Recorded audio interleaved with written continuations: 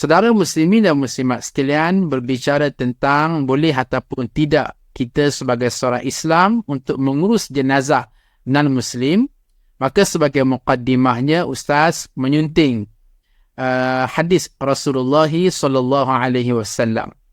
Disebutkan dalam sebuah hadis, Sayyidina Ali bin Abi Talib telah bertemu Rasulullah sallallahu alaihi wasallam dan beliau mengkhabarkan tentang kematian Abu Talib.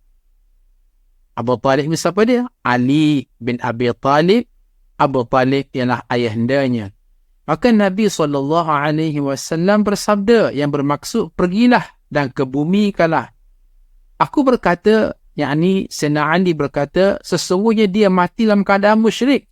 Maka Nabi SAW menjawab, pergilah dan kebumikannya. Setelah mana aku mengkebumikannya, aku kembali kepada baginda SAW. Maka baginda berkata kepadaku, mandilah.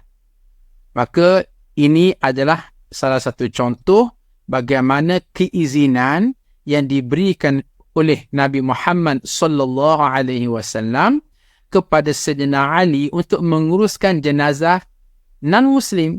Kita boleh kata Abu Talib itu non-Muslim lah, mati dalam keadaan musyrik, maka ia diizinkan.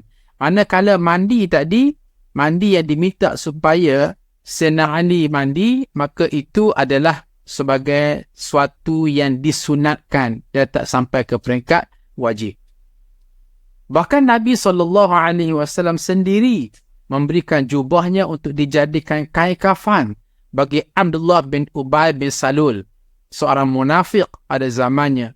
Daripada Jabir bin Abdullah radhiyallahu ta'ala anhu berkata, langsung tak usah menterjemahkannya ke dalam bahasa Malaysia, ketika perang Badar, tahanan perang dibawakan termasuk Abbas yang tidak berpakaian. Nabi SAW mencari-cari pakaian untuknya dan mendapati jubah Abdullah bin Ubay sesuai dengannya. Maka Nabi memberikan jubah itu kepada Abbas. Oleh itu Nabi SAW melepaskan jubah yang dipakainya untuk dijadikan kain kafan jenazah Abdullah bin Ubay. Ibnu Uyainah berkata, dia, yakni Abdullah bin Ubay, telah melakukan sesuatu yang membuatkan Nabi SAW suka untuk memberikannya ganjaran. Jadi, kalau kita tengok kepada cerita ini, lagi dahsyat lah kan? Siapa yang tidak mengenali Abdullah bin Ubay, walaupun nama cantik Abdullah, tetapi apakah daya beliau dikenali sebagai bapa munafik ketika berada di Madinah, seorang yang berusaha sentiasa untuk menjatuhkan Nabi SAW. Pun begitu, menjelang kematian Abdullah bin Ubay, maka Rasulullah SAW melepaskan jubah yang dipakai oleh baginda untuk dijadikan kain kafan kepada Abdullah bin Ubay.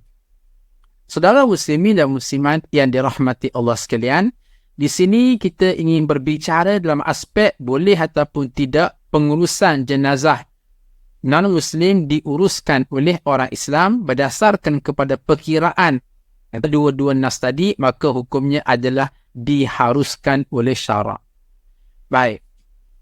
Oleh itu, sebagai kesimpulannya, mazhab Syafi'i membolehkan orang Islam untuk, ini penting ya, saya ulang sekali lagi, oleh itu, mazhab Syafi'i membolehkan orang Islam untuk memandikan, mengkafankan dan mengkebumikan jenazah non-Muslim, orang bukan Islam.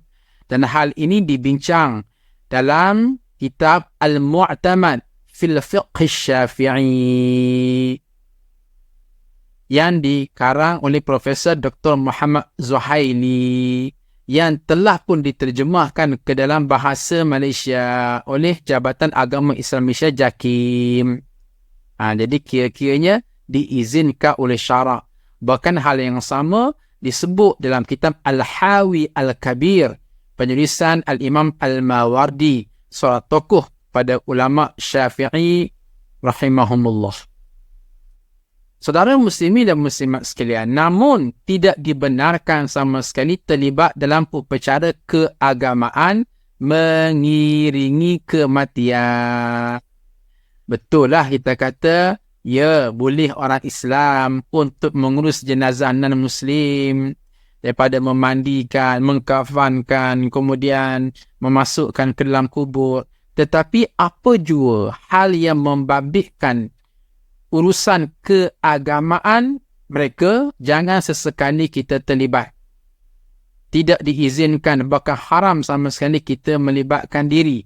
Contohnya ialah ketika mana proses penyelenggaraan jenazah itu, tiba-tiba datanglah geng-geng asatizah non-Muslim tadi, tokoh agama Hindu, tokoh agama Buddha, masuk ke tempat kematian, kemudian membaca mentera-mentera, baca doa-doa mereka, maka kita sebagai seorang Islam tidak boleh terlibat sama sekali. Jangan pula duduk belakang sibuk amin, amin, amin. Maka itu adalah sesuatu yang diharamkan oleh syarak. Ataupun kita terlibat dalam memegang lilin. Tengok semua non-Muslim pegang lilin, bertafakur. Kita pun pegang juga lilin, bertafakur. Konon-konon kita ni sibuk mengiring ke jenazah. Ini sebahagian daripada package ya, juga tidak boleh. Ini ada unsur-unsur yang melibatkan keagamaan mereka. Ataupun kita kata apa ya? Okey, kita tengok satu pasukan sedang menggubah duit. Setengah kematian non-Muslim ni, mereka gubah duit dan mereka akan bawa masuk duit tu ke dalam kubur. Konon-kononnya apa dia? Supaya si mati itu bukan seorang miskin, tetapi ada duit yang banyak. Bawa pergi ke akhirat kelak lah, bahasa mudahnya begitu.